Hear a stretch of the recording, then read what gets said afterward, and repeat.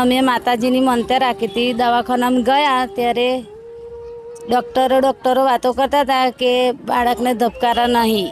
તો પછી 6ઠ્ઠો મહિનો બેઠો હતો અને ડૉક્ટરો કહેતા હતા ને અમારા વેવાઈને મોકલ્યા હતા. તે વેવાઈને મને ઘેર આવીને કીધું કે આવું છે. તો પછી મેં માતાજીની બાધા રાખી કે મારી છોકરાને ઘેર હારો દાડો છે અને ધબકારા નહીં, પણ તું માં તારે પારે લાવીશ નામકરણ કરવા અને નારિયેળ ચૂંદડી હવાશેર પેડાની એટલી મારી મનતે હતી. નામકરણ તઈ કરાવીશ.